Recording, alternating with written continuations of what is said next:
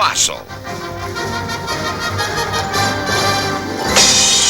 It's amazing. I got it.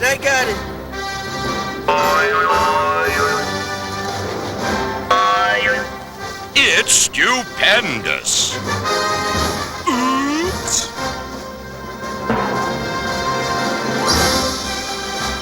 It's ridiculous. Yes, the Football Follies are back.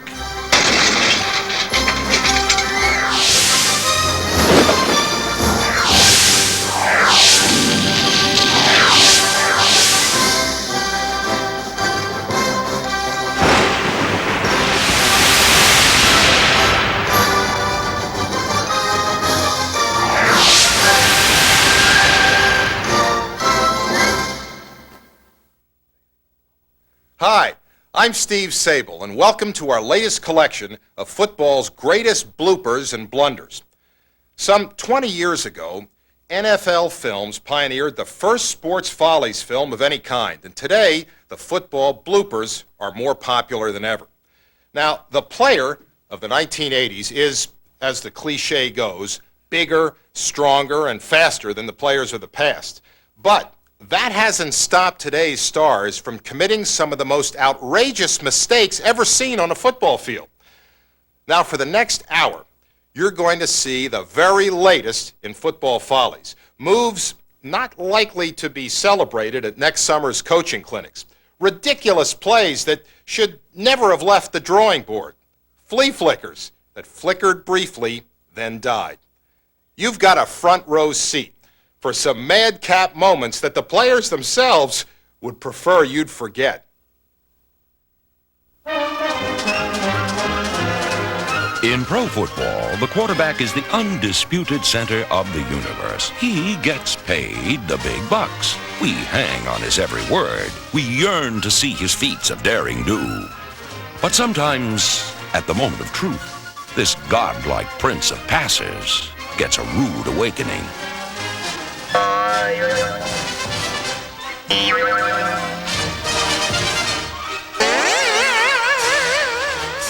Hulking defenders with big biceps and bad breath can send nervous quarterbacks rapidly in reverse.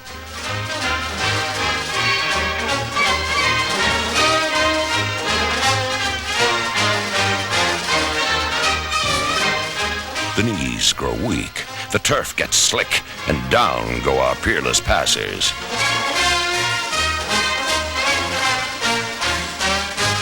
And sometimes their grip on the football is less than ironclad.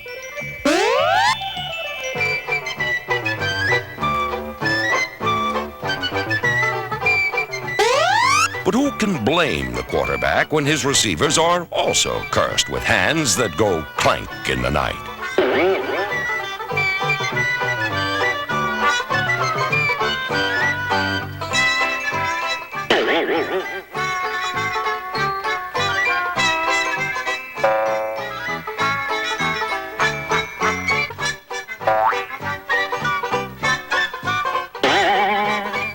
A friendly round of pitch and catch can rapidly become a game of hide and seek.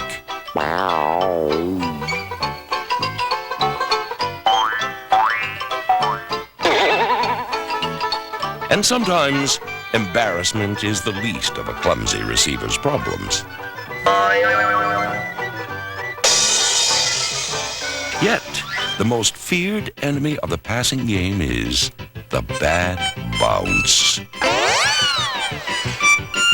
An unwelcome bit of nasty luck for any aerial attack.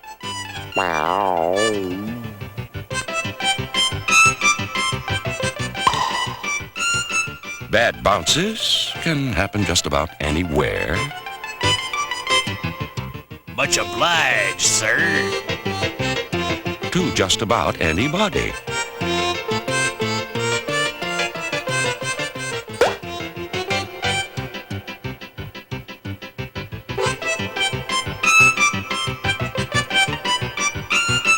Thanks, chum.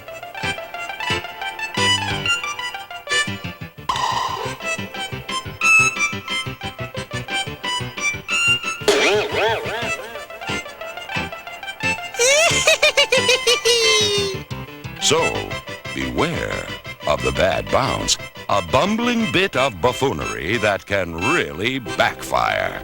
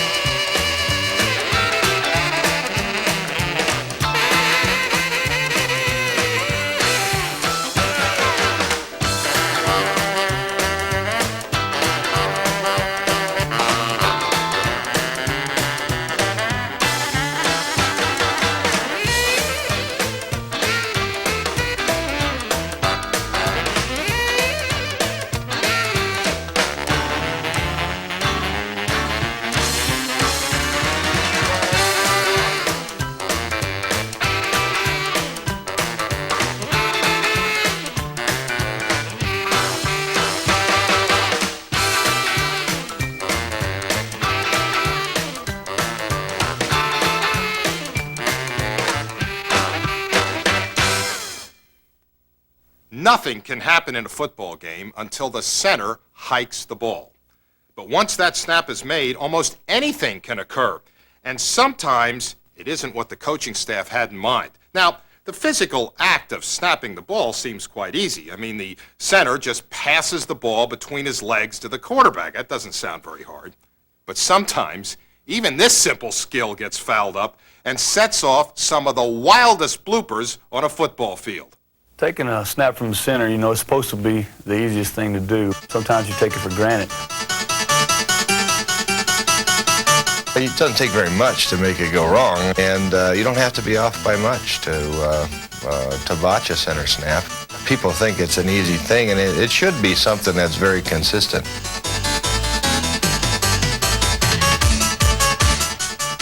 "95 out of 100 times when there's a mistake, it's the quarterback's mistake. The quarterback sees a blitz coming and wants to get out a half second early, and instead of hitting him in the palm, the ball hits him on the end of the fingers.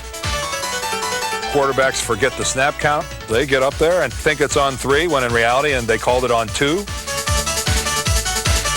But there's times when you get up there and you see people walking around and you're 155, 155. Hut, the guy snapped the ball and you're like, wow, man, I forgot the snap count. The center has snapped that ball 10 million times. It's relatively simple. It's just an upward motion, and you hit yourself in the butt with a ball. That's tough to screw up.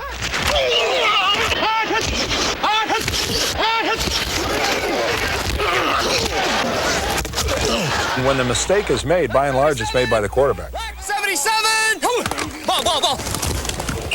But the centers always blame the quarterbacks, and the quarterbacks always blame the centers. Oh, it's always the center's fault when that happens. When people at home should know that. Anytime that the ball is fumbled, it's always the center's fault. Regardless of whose fault, the center is usually blamed. We have it, it's 90-10. 90% the center's fault, 10% the quarterbacks. In the shotgun, it's a lot more obvious when there's an errant snap. I mean, if you snap it low on the ground or you snap it over his head, it's obvious.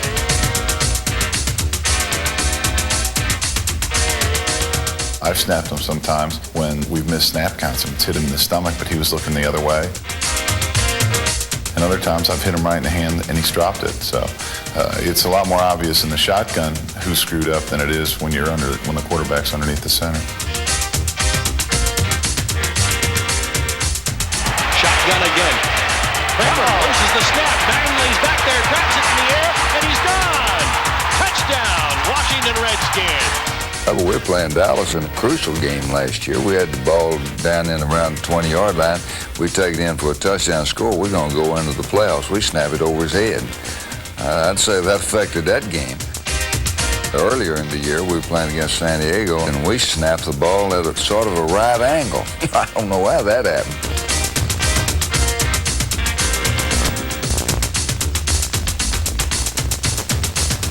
One year we're doing a pass protection drill during training camp, and I wasn't participating for whatever reason. And we always would snap it. We'd have a guy there playing quarterback. Well, I'm absent-mindedly snapping it over and over and over. Well, all of a sudden, Hannafin wanted to move into the shotgun formation. And I just wasn't paying any attention at all, so I'm leaned over the football, and Hannafin goes, hut, hut! And on that second hut, I snapped the football, but I forgot I didn't have a quarterback. And let me tell you something. When you rocket that ball up into your groin, and there ain't nobody there with his hands to catch it, it's a disastrous set of events. Go! Hut, hut, boom! I go right over, and I'm on the ground with my knees on my chest for 5 minutes. And I didn't talk in the same voice for a week. We asked the guys around the NFL to, come on, make a funny face.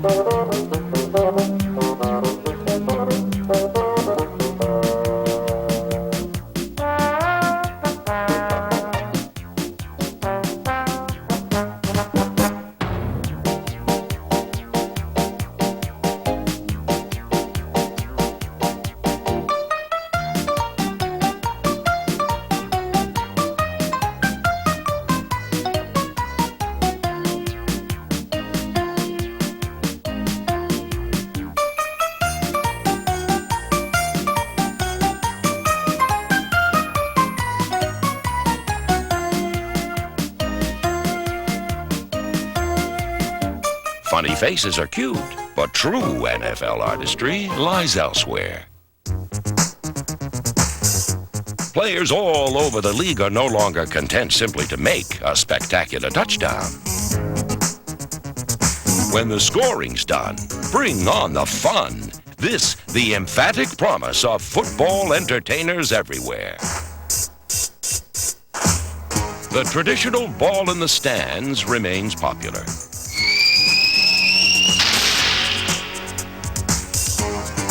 A simple bow to the gallery is often sufficient for the more modest athlete.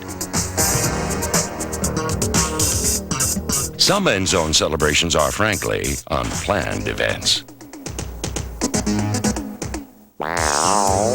And spiking rituals exist even for those who don't make the catch. Oh, boy.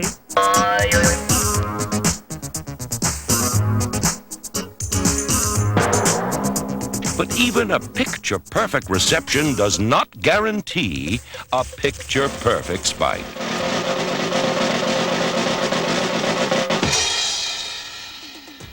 Some, obviously, still need practice, but not these fellows, the twinkle-toed champions of end zone choreography.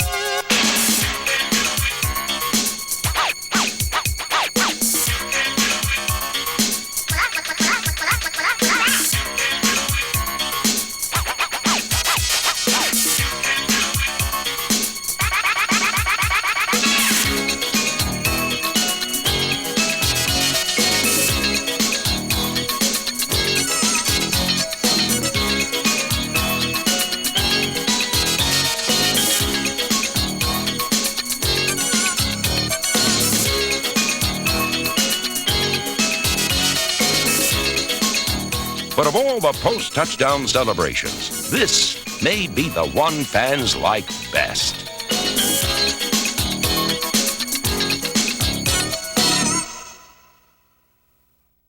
Sunday, Sunday, Sunday! It's drop, kick, drag strip. Football auto racing like never before. Speed and fire, hairpin turn, roaring in, funny cars and Zambonis. Sunday, Sunday! See Rory Big Daddy Henshaw race football, golf carts, and helmet cars at lightning speed. Thrills galore when daredevils laugh at death as they break the sound barrier. Insane! It's football racing at its finest. Don't be left behind. Sunday, Sunday! Zoom on down for drop kick drag strip, the hottest thing on wheels.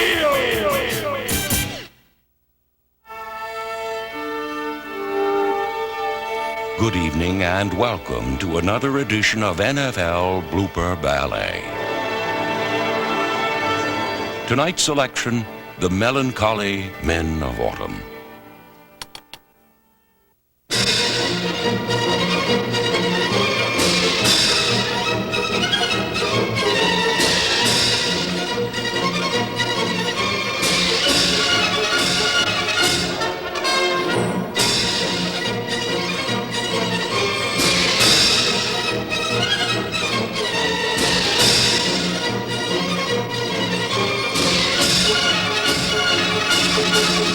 In the first movement, our heroes vainly leap into hostile arms. Soon the footballs, too, are falling like autumn leaves.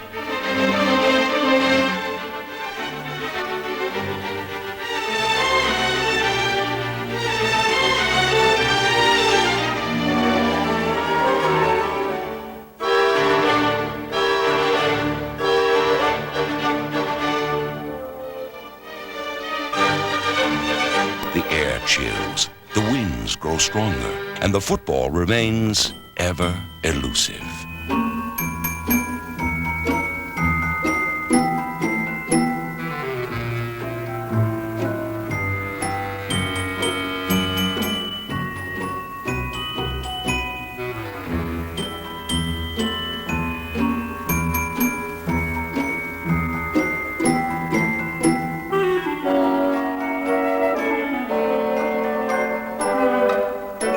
And soon our heroes face even far greater peril.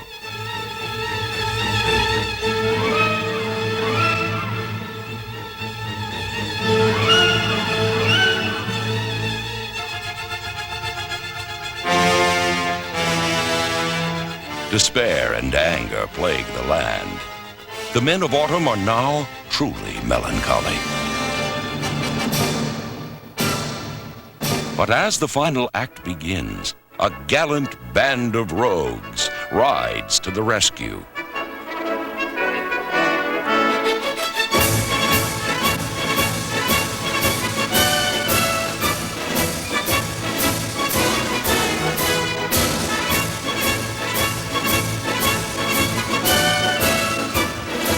The once cursed footballs now fall from the sky like manna from heaven, and our heroes have saved the day.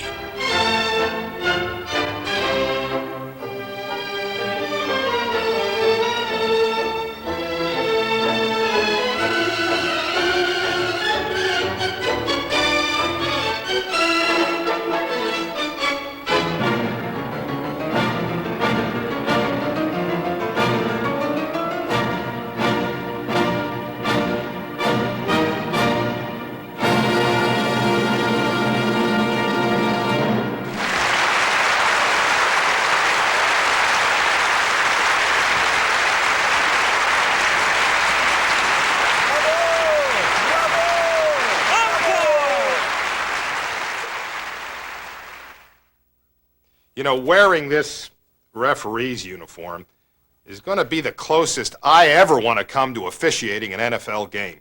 It's got to be one of the toughest, most thankless jobs in sports. Nobody loves you. Everybody hates you, at least some of the time. And the whole world knows that they could do a better job calling a game than you could. And unfortunately, many who share that opinion occupy the stadium sidelines, always ready to correct a mistake or offer their opinions. Now, refs may whistle while they work, but believe me, There's little joy in their jobs when angry players and coaches are eager to show them the error of their ways. Come on, you see 88 holding out there. God, what you gonna do, stand there and let him hold? Players scream in one ear, fans in the other. Must have brought these referees from Kmart. But for officials, it's battles with coaches that truly test their souls. Hey, Ron, if you don't call them for taunting like that, you're going to get a hell of a fight on your hands, and it'll be your fault. They can't taunt you like that in your face. It's against the rules. I guess next week you'll call it. Way up here, way up here. Oh, hey, the spot. He's up here, sir. Hey, it's a terrible spot. Give me an 80. That's a bad spot. Right over here is where he is, darlings. I think if the average fan that went in and bought the ticket ever knew all the conversations that went on the sideline, would be truly amazed at things that are said. Hey, the ball hadn't been kicked! And we have a good conversation going on with most of these people, and I think we look forward to seeing them, and they look forward to having a little conversation with us each Sunday. Who called that pass interference over there? Give me the name of the guy that called that pass interference. Feeling bad for them or sorry for them, totally impossible. Totally impossible. That was out of bounds. That was out of bounds. Come on! Come on! Come on! Damn it! I'm gonna tell you now, they're tackling our guys on pass protection. Talk to that damn umpire. Left tackle, the left tackle. If you've been around a while, they know who you are. But some of the newer fellas are in the league, and what they do is they take the program, and when they want to talk to you, they look at your number and they look on the program and they say, "Hey, Ed." You know, they call you by your first name, like your old schoolmates or something. Hey, Joe! Hey, Jerry! Hey, Jimmy. We're having a little problem with the center moving the ball forward when he goes down and takes snaps. So just maybe you could just check that. Appreciate it. The easiest thing in the world is to stick a player 15 yards, or a coach. The toughest thing is to make him keep quiet without the 15. Hey, can I tell you one thing? That's 3 holding penalties on one football team in a quarter and a half. That ain't funny. Normally, they'll listen. But if you give them your hand, they'll take your arm. Hey, Airman! Hey, you over-officious jerk! A flag on the field is blood in the water. A frenzied dialogue ensues, and thus begins the psychological game within the game. You have to decide which course you're going to take with the officials. Are you diplomatic? Do you try to work on their emotions of, hey, I may have missed that one, he's a nice guy, I'll try to even it up down the line? Or do you tear him apart? Hey, Tom, Holmes, number 47 on their defense, he's got stickum all over his arms now, guys. Vaseline. There's Vaseline, all kinds of That means if he would run out of bounds just like that, you'd have called it a complete pass. That's bull. You know it. You guys made an error there. That was a lateral from upstairs. We didn't see it either, but it was a lateral, that last pass. If you talk to him and you tell him what's happening, then he'll pay attention to you. Now, if you use 4-letter words or swear at him a little bit, you may not get much response. 35. I thought that was against the rules. Putting that wave up there in the crowd. There, huh? Let's get a penalty on the. He cannot take his helmet off and throw the helmet anywhere on the field of play. That's not a chicken. It is a chicken call. We got a guy on the sideline. He says to me, "Get your team back." You know, the restraining area. I said, "What do you think? I'm an usher working in a movie theater with a flashlight? What are you talking about? Referee the game." He said, "This is your second warning." I said, "You got to be kidding." I tell you, that son of a gun down there, he's just looking to throw the flag. I told the guy after the game, I said, "It's unbelievable. I want you to know one thing. I'm thankful that Pete Rozelle hires handicapped people." Sometimes things go wrong. For example, I know one time I was in Philadelphia and I had to go to the bathroom. And it was real cold and I couldn't wait and I ran off the field. And I got back maybe 5 plays later, came back on. One guy asked me where I was. I told him I had to go to the bathroom. And no one really noticed it until I came back. Hey, that's a hell of an official right there. The guy calls him right. He's not afraid to make a call. Not afraid to make a call. That's a hell of a job. Good job, Leo. There's probably 600 million Chinese in this world that don't care, and they're not worried about this game at all. Tomorrow, you and I are going to, get up and we're going to live, and the Chinese, they're going to be out planting their rice, and everything's going to be fine. Well, verbal abuse is one thing, but how about the physical beating these guys take? Other than a little tape on the ankles, they have no protection. You say, what physical beating? Well, did you ever feel like the head pin on the bowling alley of life? And everyone is rolling strikes?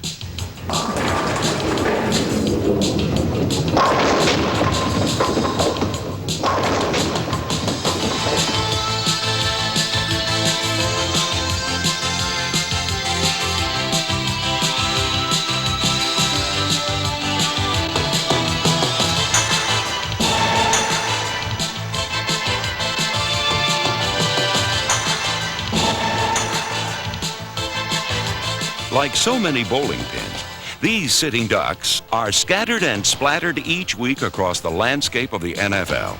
Sooner or later, they all end up on their backs. That is, unless their superior athletic ability keeps them out of the firing line.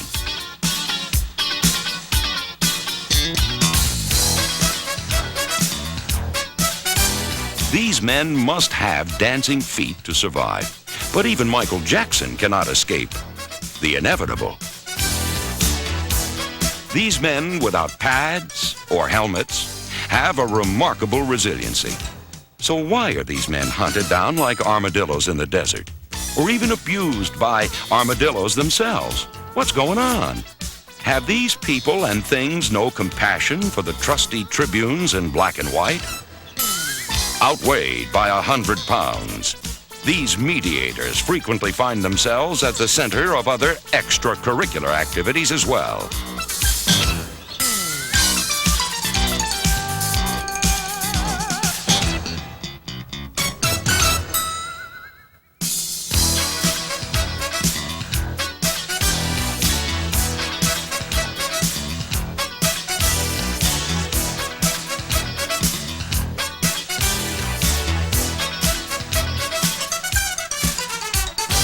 Frankly, the end result of these zebra hunts is not a pretty sight.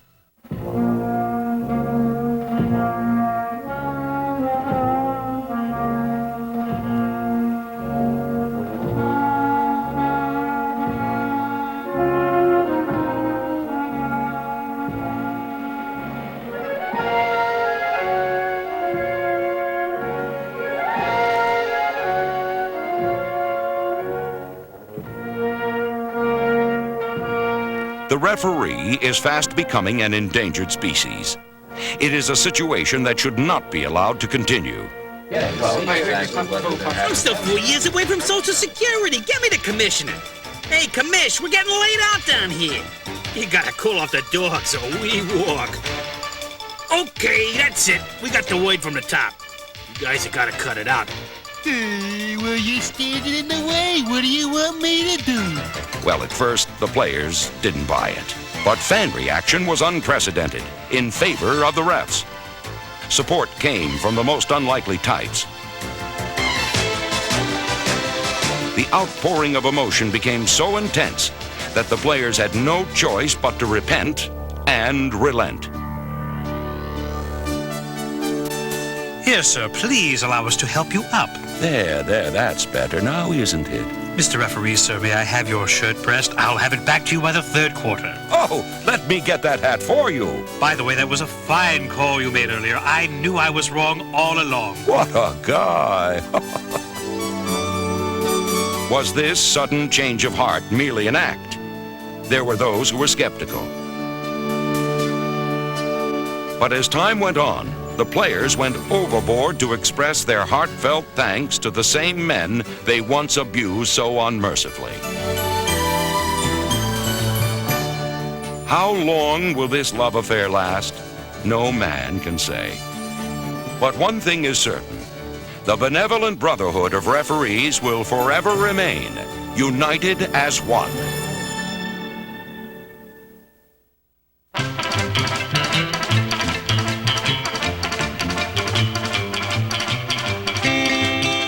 Unlike most department stores, there is no place to return bad kick returns. And that's a darn shame.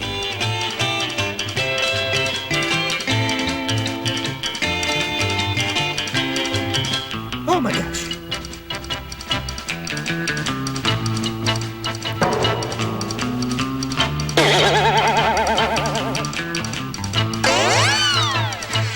Some of them start out okay, but then disaster strikes. Wow.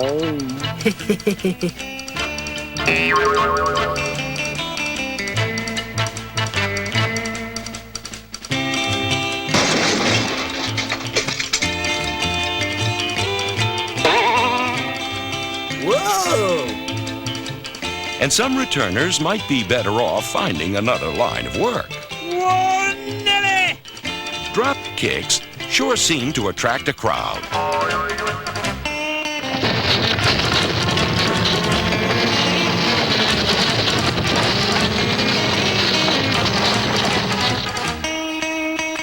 And sometimes these hotshot speed boys simply have to learn when to say when. Stop! You know, the best approach of all might just come from this fellow. Hey, thanks, buddy. Tired of battling the free world when you go shopping? Fed up with fighting over who spotted the last VCR left in stock? Sick of people buying 50 items butting in front of you in the express checkout? Well, if you've had it, march out of that crowded mall and join the millions who just turn on their TV and call one of our courteous operators who say... Hello, Home Shoppers League. Sorry, lady, you can't order the orange juicer until the item's on the screen. Some of the items we'll be offering this morning are 4, no, make that 3, combination kettle drum outdoor barbecues. And later on the Jewelry Hour, our 24-karat Super Bowl rings, retailing for $3,000 in stores, but for home shopping leaguers, a mere $3.98. Listen, if you want the orange juicer, you'll just have to wait till it comes up later in the show. Please be patient, pal. Well, that seems to be about it for the Super Bowl rings. Next up, shoppers, it's a 2-for-1 super bargain. For the low, low price of $3.99, you get the game day jacket worn by the pros in the team of your choice. And the 5,000-watt helmet blaster, the jam box players turn on when they want to get down.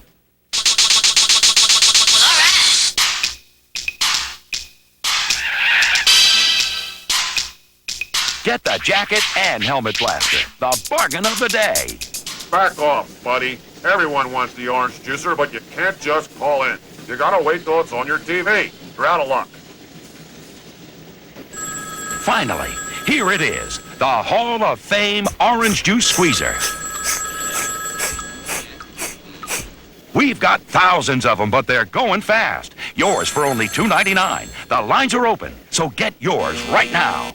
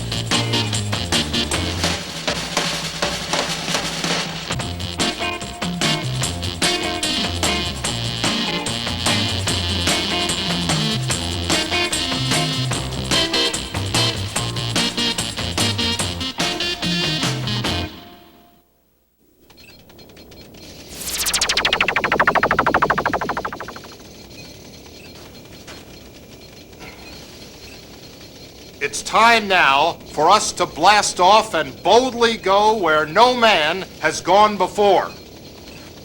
At least not in the Football Follies film, anyway. You know, when I was growing up in the 50s, I always wanted to put on a spacesuit like this and then rocket into the sky, just like they did in those bad old science fiction movies you'd see at Saturday matinees. And then maybe I'd do battle with the terrible toad monsters of Pluto.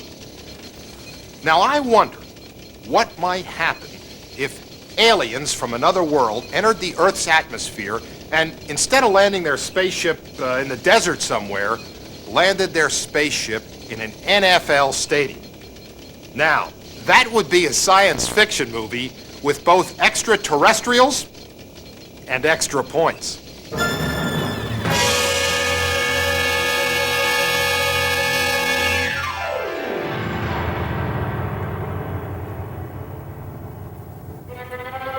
For centuries, man was undisturbed by alien life forms from other worlds. But when a blazing sphere in the sky finally descended upon Earth, the planet's inhabitants gazed with both curiosity and dread. The visitors came in the form of balloon-like pods fluttering to the ground and into stadiums. Would these outsiders be friend or foe? The pods gravitated to the bleachers, where they seemed to mix with the fans in a friendly manner. But soon, something peculiar began to happen. Strange creatures suddenly appeared, and some fans' minds were taken over by these intruders. Before long, these mutants had multiplied 100-fold, and the bleachers were under their total control.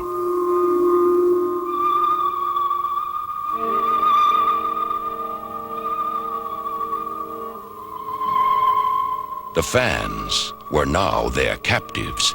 The players hid from the aliens' hypnotic gaze, and many fled the stadiums, paralyzed with fear. But then, a strange thing occurred.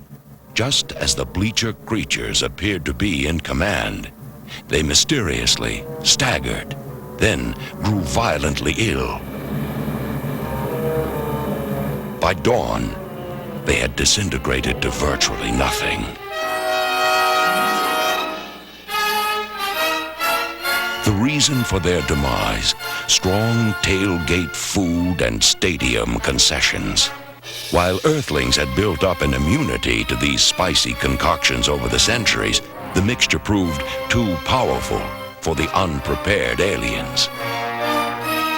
The few surviving pods quickly left the Earth's atmosphere to return to their own galaxy. And on this planet, there was much rejoicing. The bleacher creatures had left for good. Or had they?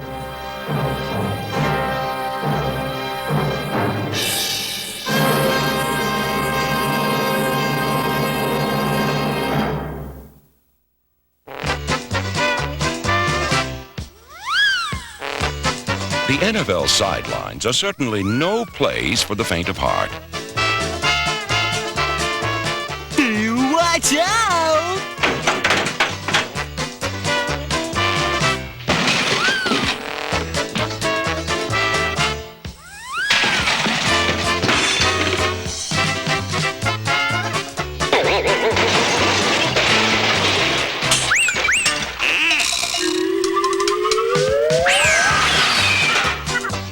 Watch your step!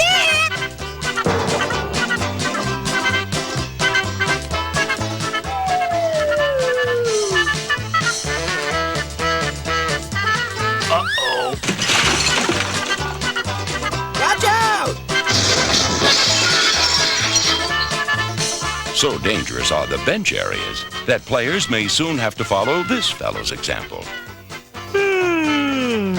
The sidelines probably are the safest place if your coach happens to draw up some bonehead trick play he swears will work. As soon as you hear one of these gadget calls can't miss, that's a sure sign for big trouble.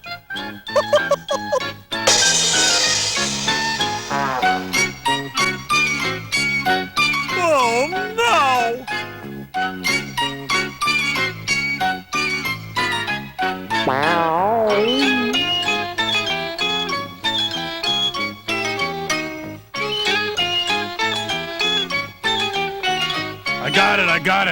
I ain't got it.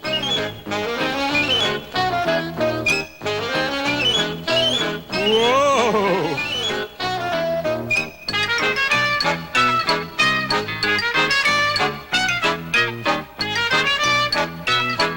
Nice going, pal.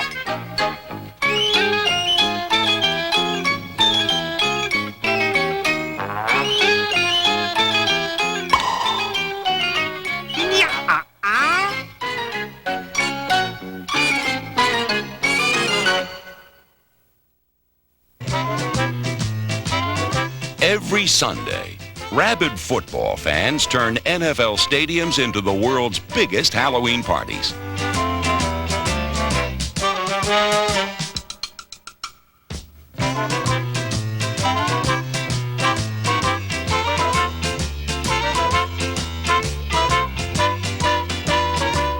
Obviously, these very sick people are only too happy to appear in the football bloopers. But we wondered if the players themselves were as eager to pop up in the Follies. So we dispatched the NFL Films camera crews to find out. It's a possibility it'll happen. I mean, as long as you play long enough, something's going to happen that can end up on one of those films, and you know, I could save it, show it to my grandkids, so it wouldn't be all bad. I love the Folly films. I watch them when they're on all the time. I'm trying to get my kids to sit down and watch them. It's fun to watch films of great athletes making mistakes. And, you know, if that bothers some of the guys, then I think they're taking themselves too seriously.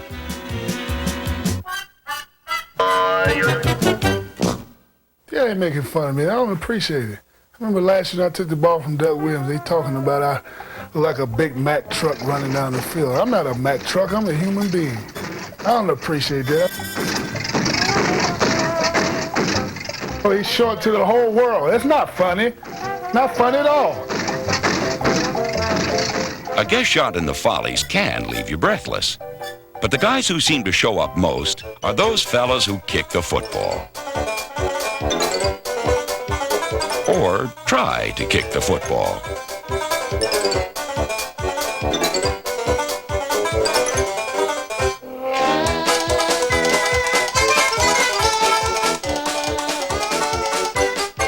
Even when a kicker is asked to do nothing, he can't even do nothing right. And sometimes our strong-legged friends should remember that discretion is the better part of valor.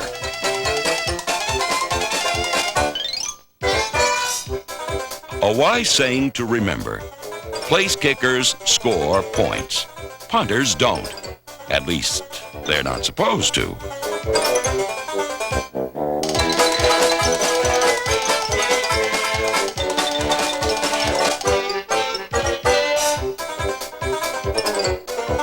Well, so much for wise sayings.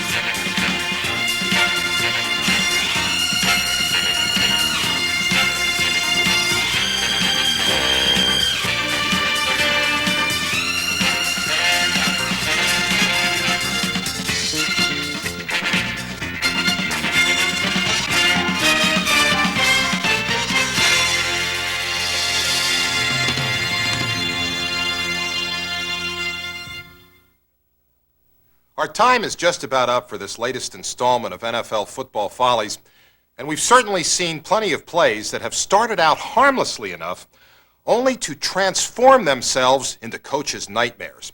But before we bring down the curtain, it may be appropriate to finish this collection with some plays that start off as a stink bomb, but somehow, someway end up smelling like a rose. Like Inspector Clouseau from the Pink Panther movies, NFL athletes have proved it is possible to bumble your way to success, thus giving many unlucky football players a chance to truly have the last laugh. Spotlight on pro football, a sport where mind maneuvers muscle. Throughout NFL history, carefully calculated strategy has resulted in clever, cunning plays such as this one.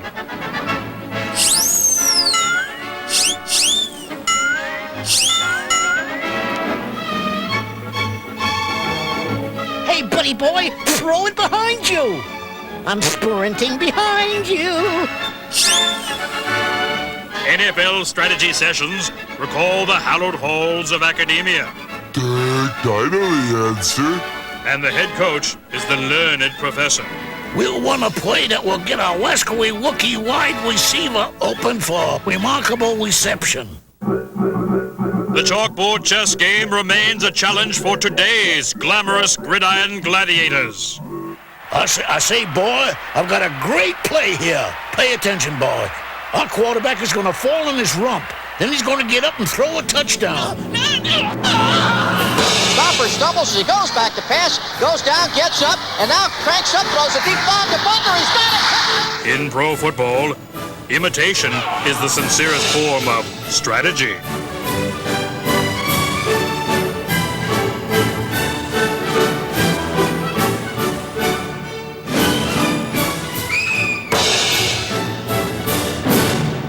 Welcome to an NFL huddle. If a team screws up here, they'll wind up looking like a bunch of dumb bunnies. Great thunder and field goals, man. Let them block that consarn kick. Then run the dang thing into the end zone. The kick is blocked. Landry tried to recover. It rolls free. The Colts have it. And it's going to be pulled out of bounds. At the lateral around. Now here's Landry. Landry to the 5. Landry is going in for a touchdown. Great call! You're just like the coach said it would. The man's a genius. Sideline communication is the first link in any offensive chain reaction. Throw the ball downfield, but let him intercept. This'll lull him to sleep. Hey, coach, you kill me. Now here's O'Brien, back to pass, looking long. He heaves it down the middle, and it's going to be intercepted. And then grabbed away by Sony. Quarterback and coach don't always see eye to eye. Now, let me get this straight. You want me to fumble the snap, chase the ball around, then pick it up and throw? Precisely. Dumb. D-U-M, dumb. And so, another brilliantly designed deceptive play was born. Scramble for it, nearly fielded by the Rams. Craig gets it back of the 20, throws one in the end zone, touchdown, off the ring!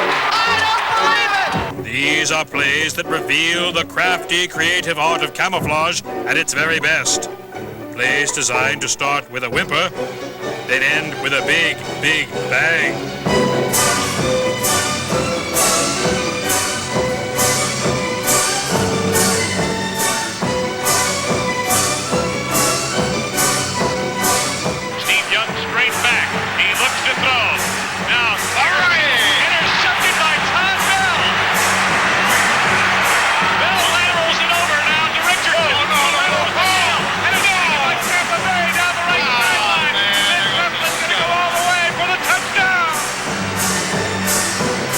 Second and goal from the 1. Jones in motion. Handoff Perryman. Fumbles the football. Recovered by Stevens for a touchdown. Pro football at its best has always recalled Shakespeare's immortal line. The play is the thing. And without the play, a pumped-up pigskin is nothing more than an empty bladder. Did I hear somebody say pigskin?